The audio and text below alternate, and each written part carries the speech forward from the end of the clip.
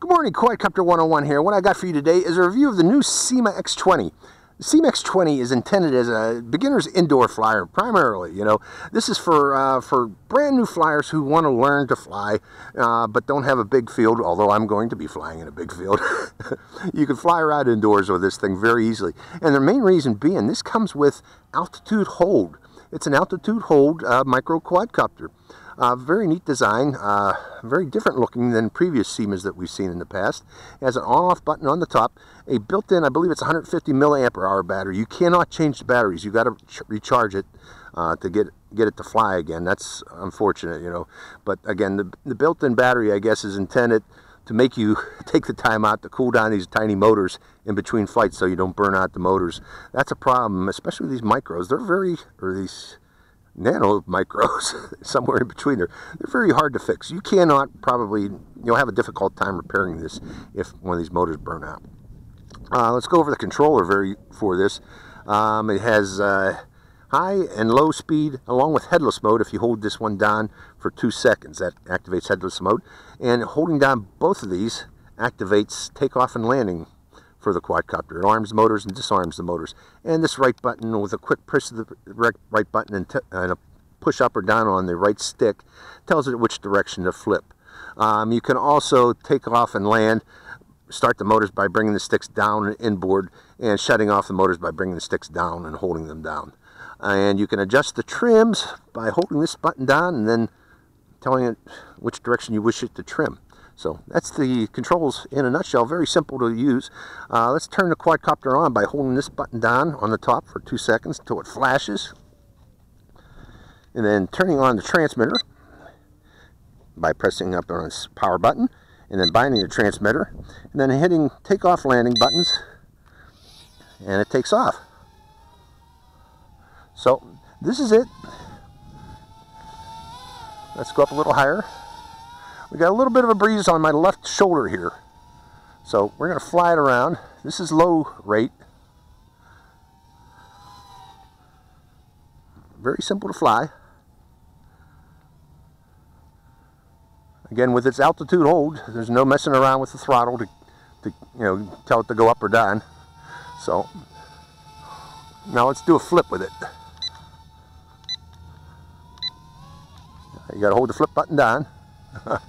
We discovered that. Flip button to the right, flip button to the left, flip button back, flip button forward. So yeah, actually it's a nice little beginner's quadcopter, very nice beginner's quadcopter. Let's go to higher rate.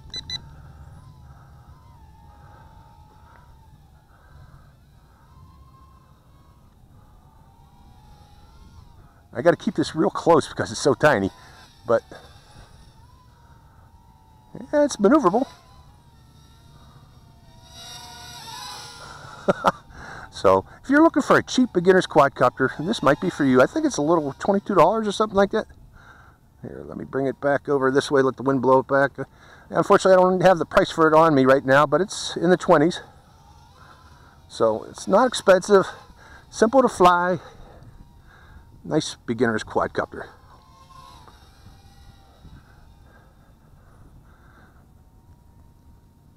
And again, being small like this, it's meant for close in flying. I can't see the range on this being greater than 20 meters. I'm not going to do a range. Well, I might do an accidental range test, but mainly I need to keep this in close so you folks can see it in flight. Pretty lights on the bottom.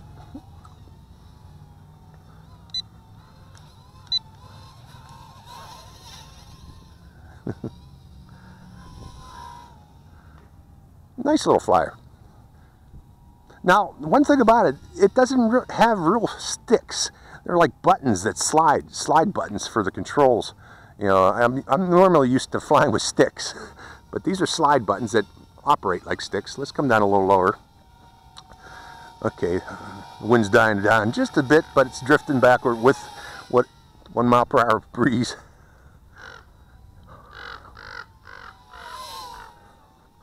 Is it blinking? Let's slow it down a second here, folks. Bring it down a little lower. I don't know if that was the sun blinking off the reflectors.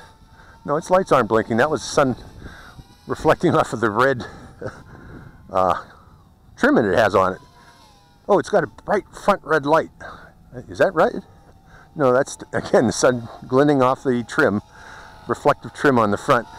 Now that eyeball on the front is where a camera would normally be. This is a non-camera version. I don't know if they're planning to come out with a camera version in the future for this, but I wouldn't put it past Syma. Wind's picking up big time now. Cute little flyer. Cute little flyer. Oh, there's a fire somewhere. I hear fire trucks.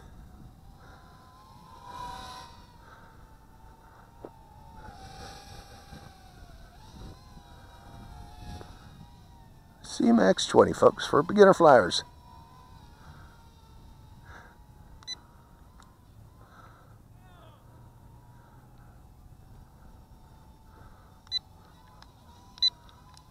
Oh, headless mode. We haven't done that. Let's try it. Well, I got power.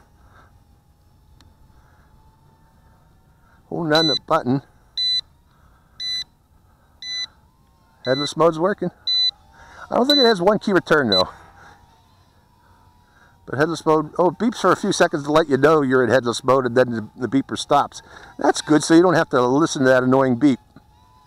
So that's the headless mode direction though. And I'm just putting you on it to show that I'm in headless mode. In headless mode, the direction the quadcopter is pointed is irrelevant to which direction it's going to fly. So forward is always the takeoff direction that it was pointed when you took off, and back is always the opposite of that, and right and left relative to that. But I'm coming out of headless mode right now, holding down for 2 seconds. And I should be back in normal flying mode. And I am. And there you go. That's its flight time. So it's land. That's it.